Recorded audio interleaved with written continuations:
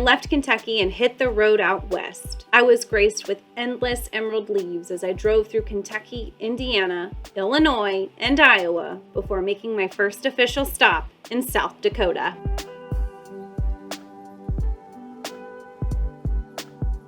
This is my fourth fill up.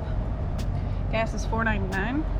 And sitting here, I'm pretty sure there's like a rodeo or something going on. The primary purpose of this route is to claim residency in a new state. If you haven't watched my previous video, I announced that I will no longer be able to claim Kentucky as my state of residence, so I'm on the hunt for a new home state.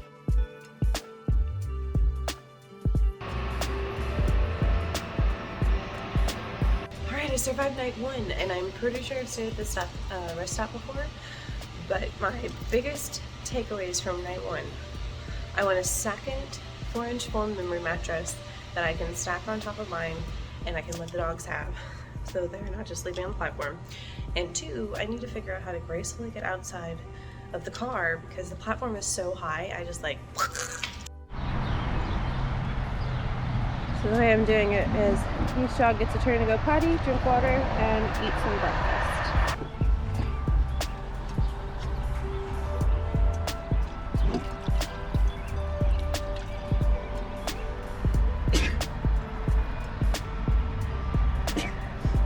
I've been nothing but sneezes since I got into Iowa. Shoo! So I've got my guard dog behind me so I can have my back to the outside, and I'm just taking care of a few items like brushing teeth, getting changed, and getting ready for a new day. I was hoping to sleep in a little bit more, but I woke up at 5 naturally, mostly because I'm on Eastern Standard Time again, and now I'm on Central. Or should I say I'm used to Eastern Time again, now I'm on Central. But I think the plan is to drive a little bit, find a place to eat breakfast, and then while we're there, look for cool things to see in Iowa. Sounds like a good plan to me. All right, the next item of business is to get on top and make sure that everything is still secure. Not moving. Not moving. That way I have a less chance of things flying off the roof. Well, I'm gonna say that overall, night number one was a success. I have not yet cooked in the kitchen because I haven't even gone to the grocery store. My fridge is completely empty right now. So I need to do that. All right, I am 6 hours on the nose to the mail forwarding address. After researching the pros and cons of different states to live in, I opted on claiming South Dakota. All right, this is true nomadic life in action when you buy a new mattress, and you have to completely take everything out so you can install it, and all 3 dogs are spread out in the parking lot on leashes. It doesn't get any more nomadic than that. So I was going to try to do this without having, to do this with just the window, but then I remembered that I had this mattress I had to cut, so now I'm in the parking lot cutting this mattress to fit. Lord help me.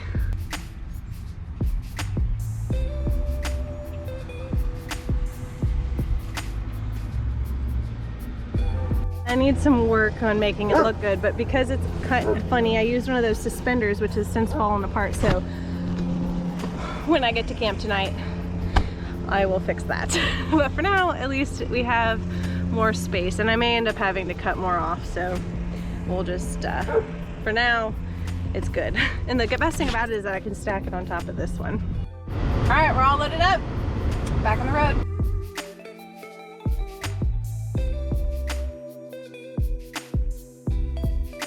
Getting gas again. Favorite thing to do.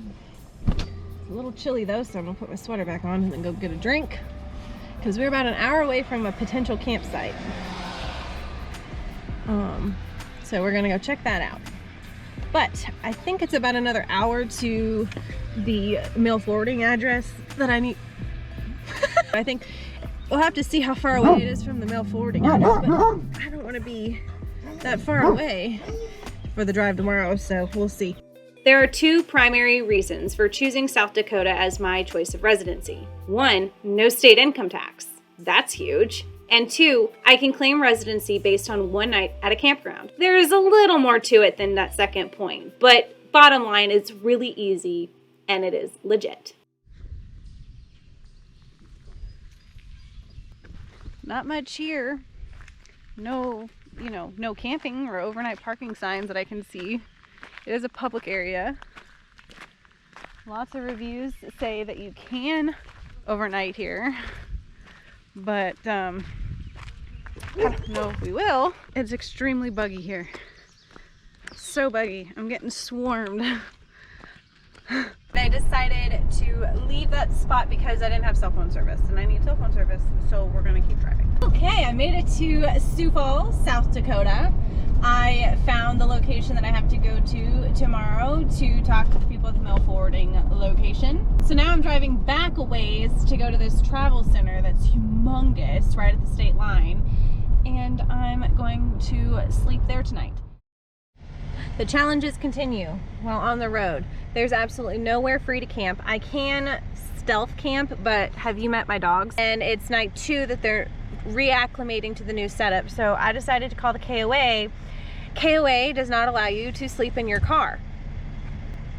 So I got a cabin for tonight. So we're gonna go ahead and go into town and grab some dinner and then set up at the KOA, and I think we're gonna have a good night. So here I am, heading across the country, saying goodbye to Kentucky, not knowing if I'll be back anytime soon, and starting a brand new chapter of my life. I won't pretend. This is causing a little bit of healthy anxiety, if there's even such a thing. I guess you could call it excitement of the unknown. I've done my research, so I have a good understanding of what I need to do to prepare for this new journey, but actually doing it is completely different. I like to do things in person, so I opted to not do any of this online. All right, we're here in Chambers, South Dakota, and we're gonna go check out the Dignity statue.